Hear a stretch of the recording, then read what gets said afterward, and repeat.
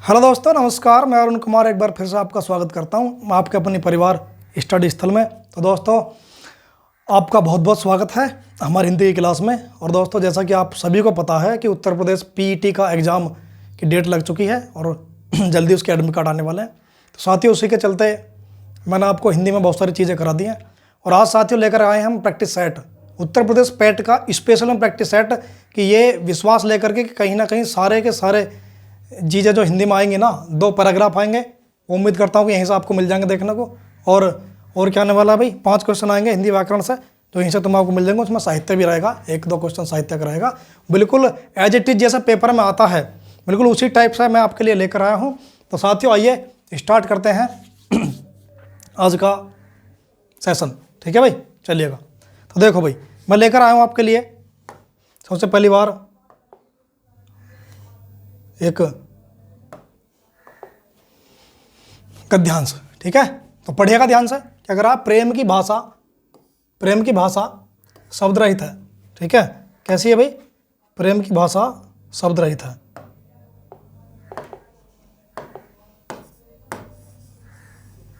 प्रेम की भाषा शब्द रहित है। आगे पढ़ेंगे। नेत्रों की, कपोलों की, मस्तक की भाषा भी शब्द रहित है। नेत्रों की, कपोलों की और मस्तक की भाषा भी कैसी है भैया, शब्द रहित है। शब्द रहित है। जीवन का तत्व, क्या बोलेंगे, जीवन का तत्व भी शब्द से परे है। और सच्चा आचरण प्रभावशील, अचल, स्थित, संयुक्त आचरण न तो साहित्य के लंबे व्याख्यानों से गढ़ा जा सकता है, न वेद की श्रुतियों के मीठे उपदेश से। ठीक है, ना वेद की श्रुतियों के मीठे उपदेश से, ना, अरे यार अंजिल, ये अंजलि नहीं है भाई, ये अंजलि नहीं, ये अंजिल है। ये हमारे टाइपराइटर जो है ना, थोड़े झपटे में आ गए हैं। ठीक है, तो ना अंजिल से, ना कुरान से, ना धर्म चर्चा से, ना केवल सत्संग से जीवन के अरण्य में घुसे हुए पुरुष के हृदय पर प्रकृति और मनुष्य के जीवन की मौन व्याख्यानों के यत्न से सुनार के छोटे हथौड़े की मंद मंद चोटों की तरह। ठीक है, सुनार के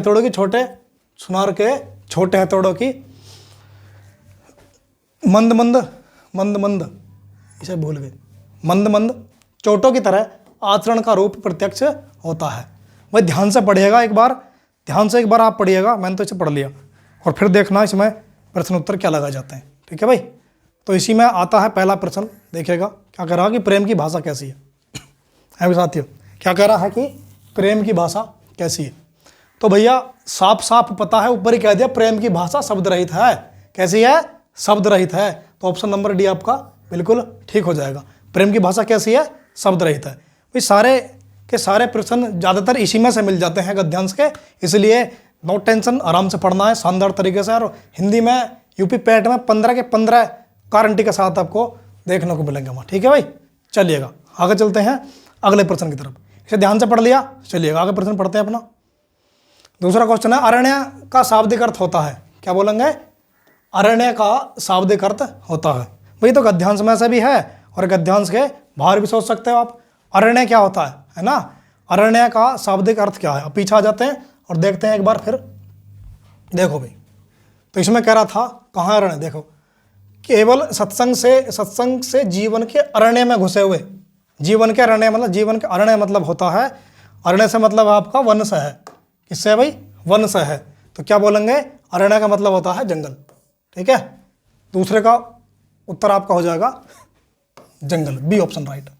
ठीक है भाई, चलिएगा अगला क्वेश्चन देखते हैं, नंबर 3। ये कह रहा है आपको कि यत्न से आस्य है। अब देखो ये जो प्रश्न है ये गद्यांश से भी है और नॉर्मली आपसे पूछा भी जा रहा है कि यत्न क्या होता है ना भाई, कहते ना बार बार यत्न करने से, है ना, बार बार अभ्यास करने से। ठीक है, तो क्या बोलेंगे, इसका आंसर क्या हो जाएगा आपका, प्रयास करना। क्या हो जाएगा, ऑप्शन नंबर सी आपका सही उत्तर हो जाएगा। ठीक है, ऑप्शन नंबर सी आपका सही उत्तर हो जाएगा। ठीक है जी, चलिएगा अगले प्रश्न पर चलते हैं। और अगला प्रश्न आपका ये रहा भाई। ठीक है, अगला प्रश्न आपका ये रहा, ये है नंबर 4। ठीक है, क्या कह रहा है कि गद्यांश में किस प्रकार की गद्यांश में किस महिमा का वर्णन किया गया है। किसका किया गया भाई? गद्यांश में किस महिमा का वर्णन किया गया है। शांति से पढ़िएगा ध्यान से कि गद्यांश में किसकी महिमा का वर्णन किया गया है। देखिए भाई दोबारा देख लेते हैं उसे। देखो भाई, गद्यांश में किसकी महिमा का वर्णन किया गया भाई। ठीक है, दोबारा पढ़िएगा, ध्यान से पढ़िएगा। और इसमें क्या कहा, देखो भाई, आचरण की बात कहीं कही गई, हर जगह आचरण की बात इसमें कही गई है। तो इसमें किसका वर्णन है भाई? आचरण का वर्णन आपका हो जाएगा। क्या बोलेंगे? गद्यांश में किस प्रकार की महिमा का है? आचरण की महिमा का वर्णन है। मतलब ऑप्शन नंबर ए आपका बिल्कुल करेक्ट हो जाएगा। ऑप्शन नंबर बी ए आपका बिल्कुल ठीक हो जाएगा। चलिए भाई आगे चलते हैं अगले प्रश्न की तरफ। और अगला कह रहा, गद्यांश का उपयुक्त हे शीर्षक हो सकता है। उपयुक्त शीर्षक हो सकता है भाई, हे को काटो, ऐसा इस हे को काटो यहाँ से। गद्यांश का उपयुक्त शीर्षक क्या होगा? ठीक है, तो मैंने कहा था कि पहले बता दिया था कि आचरण की बात कही गई है भाई। किसकी बात कही गई है साथियों? आचरण की बात इसमें कही गई है। आचरण की बात कही गई भाई, बल्ब दिख रहा, एक सेकंड भी चालू रहना। आचरण की बात इसमें कही गई है।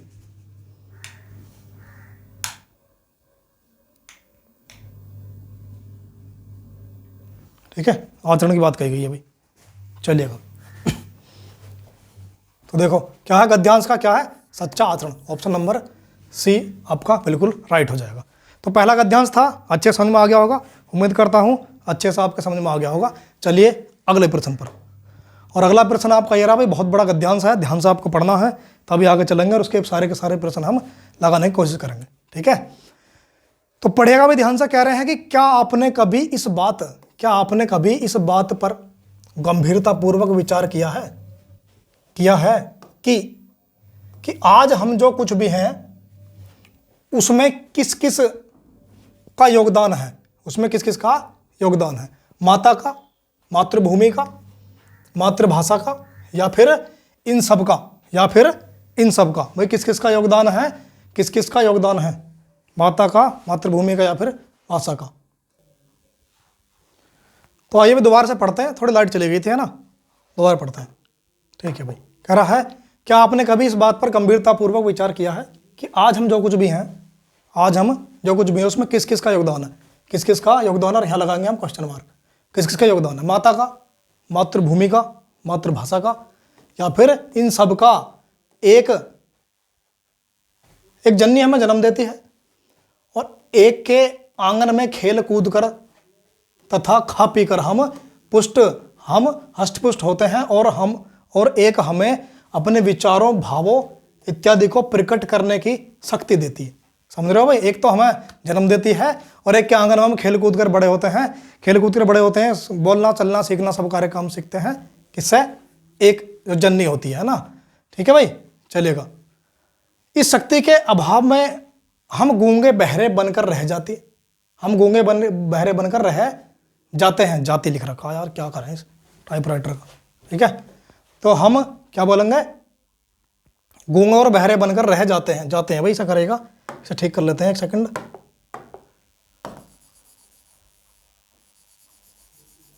अरे यार,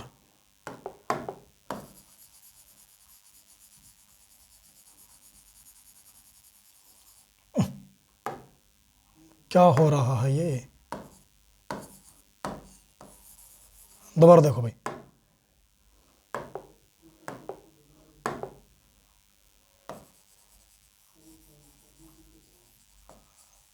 अब सही है भाई, अब सही है। रह जाते हैं, ठीक है, रह जाते हैं।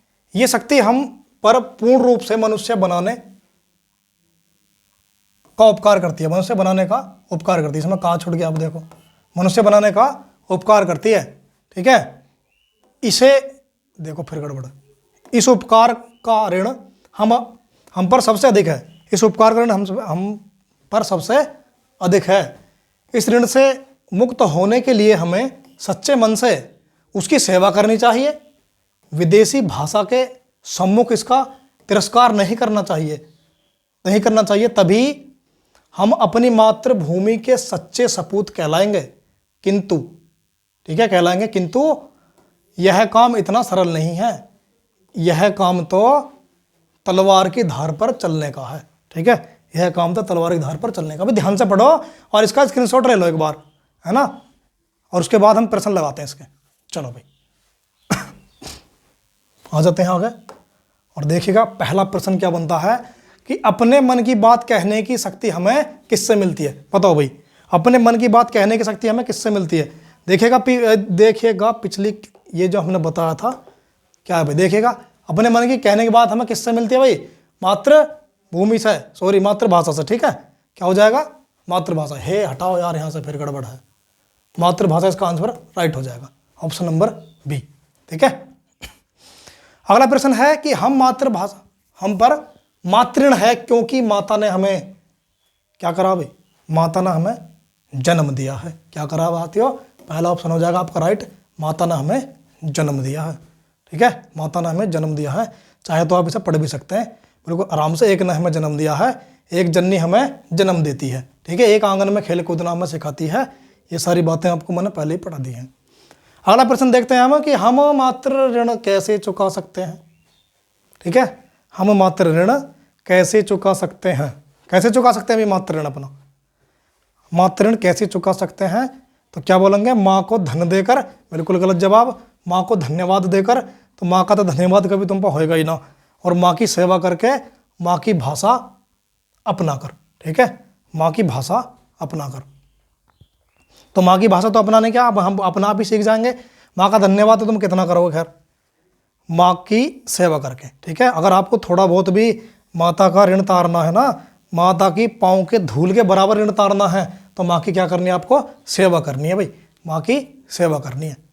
चलिए अभी आगे चलते हैं अगले क्वेश्चन की तरफ।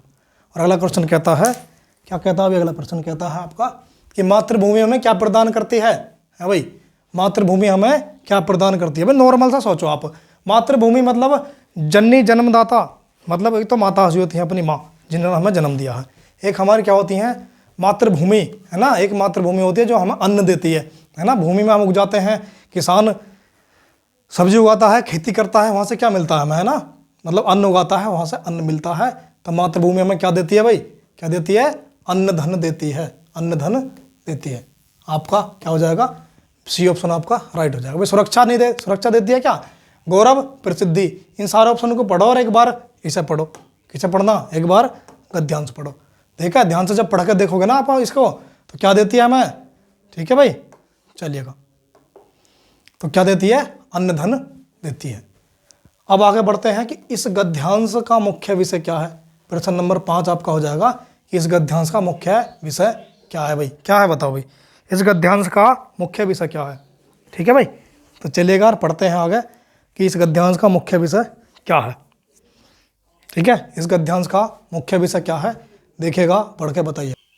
ठीक है भाई, बताइए क्या है, क्या हो जाएगा आपका, मातृभक्ति तो है, मातृभूमि, मातृभाषा, इसका सही राइट आंसर आपका हो जाएगा मातृ सेवा। ठीक है, कहा था ना कि माता की हमें सेवा करनी चाहिए, माता की सेवा कर कर पिछले प्रश्न में आपको बताया था। ठीक है भाई, चलिएगा आगे आ जाते हैं। ये आपके गद्यांश से कंप्लीट हुए, 2 गद्यांश थे, 2 गद्यांश से जो प्रश्न आते हैं वो मैंने आपको कंप्लीट करा दिए। इससे आगे चलते हैं अगले प्रश्न पर। तो देखो भाई, अगला प्रश्न आता है आपका व्याकरण पॉइंट से, व्याकरण और साहित्य इसमें जो जुड़ा हुआ है उसी की बात करते हैं। ठीक है, क्या बोलेंगे, अयोध्या सिंह उपाध्याय हरिऔध जी की प्रसिद्ध रचना कौन सी है। ठीक है भाई, अयोध्या सिंह उपाध्याय हरिऔध जी की प्रसिद्ध रचना कौन सी है। ठीक है, तो बताओ भाई कौन सी है, प्रसिद्ध रचना कौन सी है, क्या बोलेंगे। ठीक है, तो ये किसकी है भैया, ये तो भारतेंदु जी की है, ये तो भारतेंदु जी की है।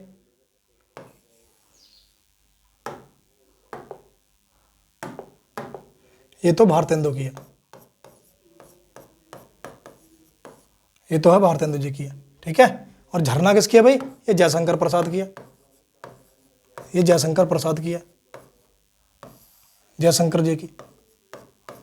ठीक है, झरना किसकी हो जाएगी आपकी, जयशंकर प्रसाद की हो जाएगी।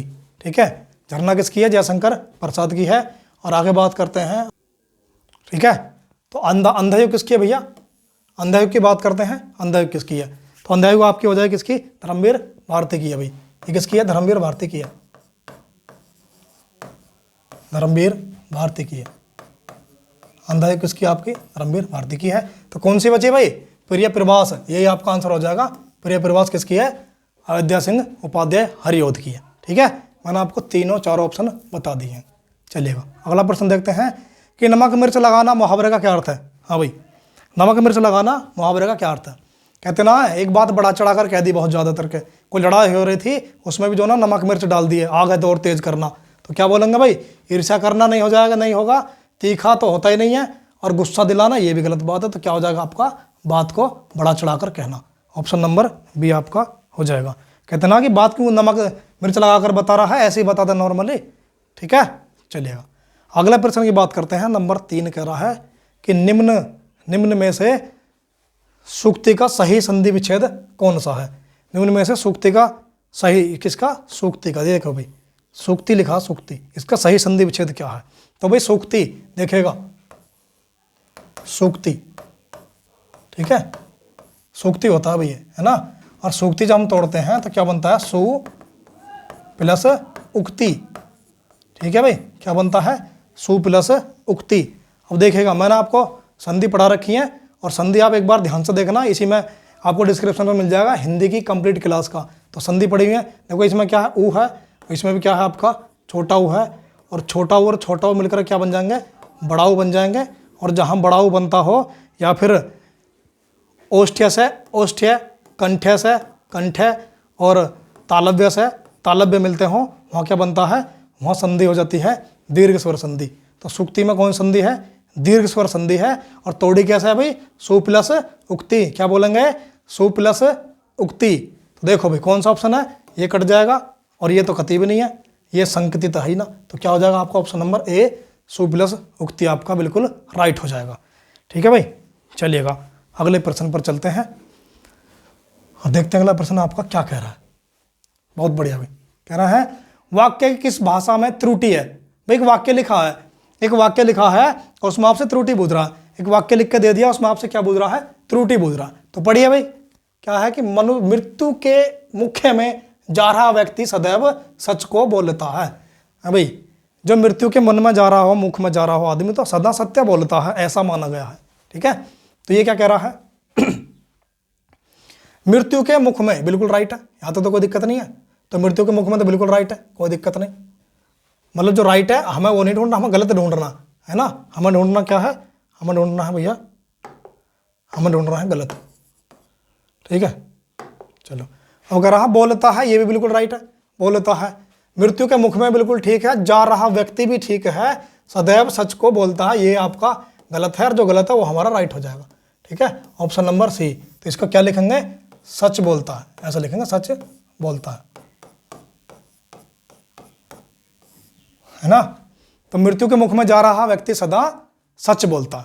ठीक है, सदा सदैव सच बोलता है।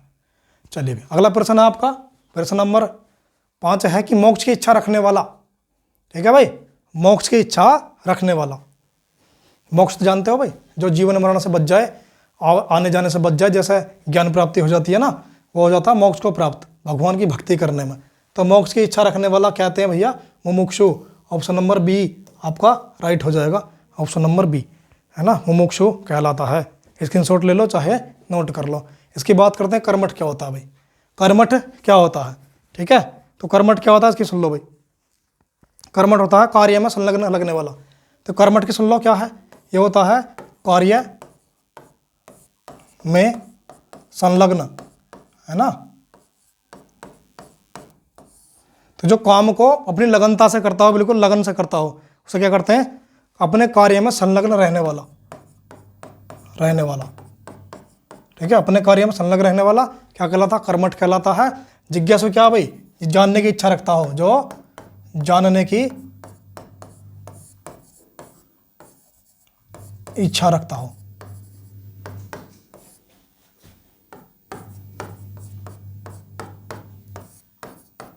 जानने की इच्छा रखता हो उसे क्या कहते हैं? जिज्ञासु। ठीक है, एक होता है आपका उत्सुक। उत्सुक क्या है?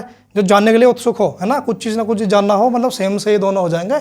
ठीक है, तो ये रही भैया क्लास आपकी, एक प्रैक्टिस सेट मैंने हिंदी का लगा दिया है। और कैसा रहा दोस्तों, कमेंट करके जरूर बताएं। क्लास कैसी लगी है बिल्कुल कमेंट करके बताएं। और यदि क्लास रियल में अच्छी लगी तो दिल से लाइक करें, ठीक है, और कमेंट करके बताएं कैसी लगी है। और दोस्तों यदि चैनल पर नए आए हैं तो चैनल को सब्सक्राइब कर लें और अपने दोस्तों के पास भी शेयर करें, जिससे आपके दोस्त भी अच्छी तैयारी कर सकें। तो साथियों, मिलते हैं अगली क्लास में, तब तक के लिए जय हिंद, जय भारत, नमस्कार।